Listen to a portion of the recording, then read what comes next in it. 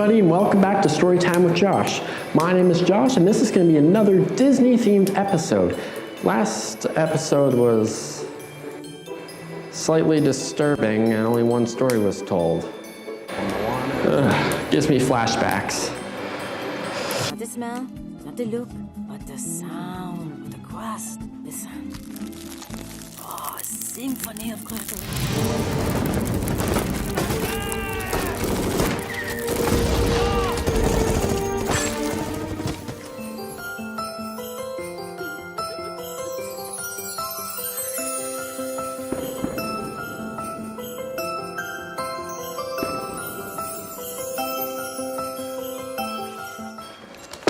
Now, I'm sure you know what comes next. Time to read our first story, or rather, two stories actually, to make up for last episode.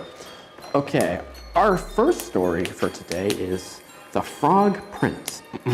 The princess in her castle prison spots the frog and whispers to him, "Let me kiss you, my dear frog, so that you can turn into the handsome prince that will then rescue me from this prison." The frog hops on over and takes a hit from his joint. He then removes his Oakley glasses to reply, "Oh, that was an old story, dude. Now all you gotta do is just give me a blowjob." The princess looks startled at the frog, saying, "Really? I thought it was just a kiss." Frog says, "Oh man, you gotta give me a big blowjob, a mind-blowing one. Then I can turn into that prince to save you and stuff." So she gives in. She gives the frog the best blowjob of his life. Afterwards, she looks at the frog and asks, "You're still a frog. Why have you turned into a prince?" The frog looks up at her and says, "Can't believe you believe that. Christ, you're gullible." And then he hops away, leaving the princess covered in frog and completely hopeless. Yeah. Now our second story for today is called Honey, I'm Home. And it features Mickey and Minnie Mouse. Okay. On an average day, such as today, Mickey Mouse returned to his little house in the suburbs after a long day of work. Mickey flung the door open with ease. "Boy, oh boy, what a day," said Mickey, with joy in his voice. He looked around and realized that Minnie was nowhere to be seen. So he called, "Honey, I'm home." He heard a creak from upstairs, saying, "Huh, that's funny." He went upstairs to their room to investigate. "Honey?" he said cautiously, as noises could be heard from inside their closed door. He inched closer. Then he turned the door handle slowly and opened the door to his and his wife's bedroom. And to his surprise and utter disgust, he saw his wife having her pussy f***ed by Goofy, which flung Mickey into a homicidal rage, yelling, "You son of a bitch!" He charged in, screaming, "I'm gonna kick your ass!" Goofy turned as Mickey lunged for his neck.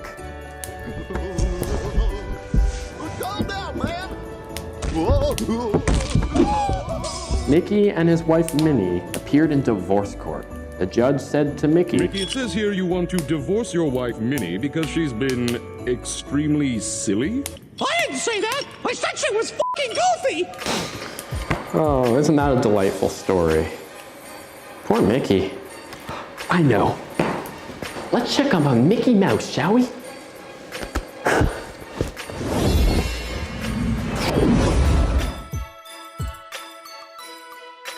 Oh, hey guys, how you?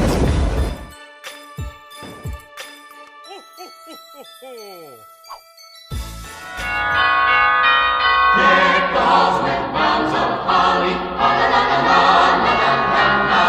'Tis the season to be jolly, la la la la la la la la la. Donning now our gay apparel, la la la la la la la la. Throw the ancient flute-like carol, la la la la la la la la la.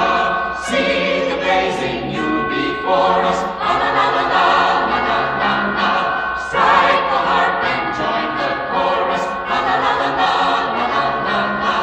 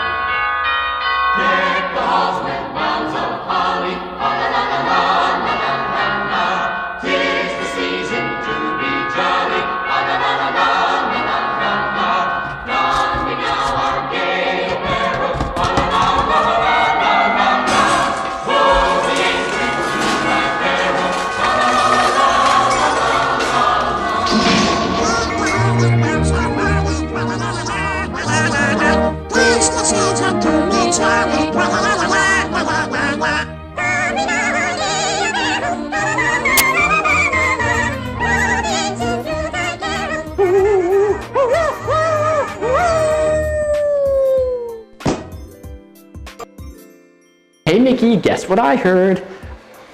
I heard that you caught Goofy plowing your wife. Is that true? Did you catch Goofy f***ing your wife? Did Goofy ruin the sanctity of your marriage by doing the dirty dog, huh? How does that make you feel that he f***ed your wife? How does that make you feel? Just think about this, Mickey. The woman that you love, the love of your life, that you have sacrificed so many of the best years of your life to, does not care about your sacrifices or anything about you. She cares so little that lets your best friend do the dirty dog and feel every inch of her body. How does that make you feel, huh?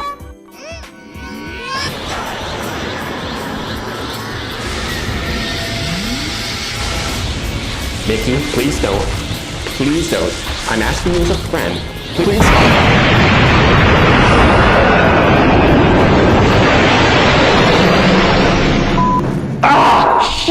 God damn it, Mickey! You son of a bitch! Let's just read our story. Our second last story is Little Red's Glock. Alrighty. Little Red Riding Hood was walking through the woods when suddenly the big bad wolf jumped out from behind a tree and holding a machete to her throat said, "Red, I'm gonna f*** your brains out." To that, Little Red Riding Hood calmly reached into her picnic basket and pulled out a .44 Magnum. She pointed at him and said, "No, you're not. You're gonna eat me just like it says in the book." Jesus! Ugh. Eating out Little Red Riding Hood. Okay. Oh, and here's our final story. Pinocchio's girlfriend. Pinocchio had a human girlfriend who would sometimes complain about splinters when they had sex. Sounds about right. Pinocchio therefore went to see Geppetto to see if he could help. Geppetto suggested, try a little sandpaper wherever indicated. And Pinocchio skipped away enlightened by this brand new discovery. A couple weeks later, Geppetto saw Pinocchio bouncing happily through town. Geppetto then asked Pinocchio, "What's up? How's the girlfriend?" Pinocchio then replied, "Who needs a girlfriend?" Oh. Oh, Pinocchio's masturbating with sandpaper. Wouldn't that hurt? I think it hurt. Actually, no, he doesn't have feeling because he's not alive. Huh. Good for him, I guess. With the conclusion of our fourth and final story, we've reached the end of this episode of Storytime with Josh. I hope you've enjoyed my stories and enjoyed these two-part Disney extravaganza. Also, really hope that you haven't been mentally scarred or have your childhood ruined because of these stories, because they sexualized everything. Sorry about that. What can I do? I just read what's given to me. So good night, everybody. I hope you've enjoyed your time here, and I hope you stick with us for the rest of this season. And have a Joshy Christmas. Good night.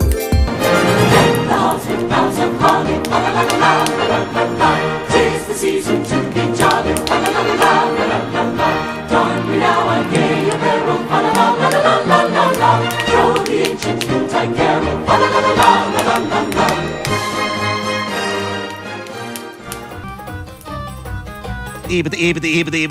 As a pig, I am very dirty and should not be touched by humans.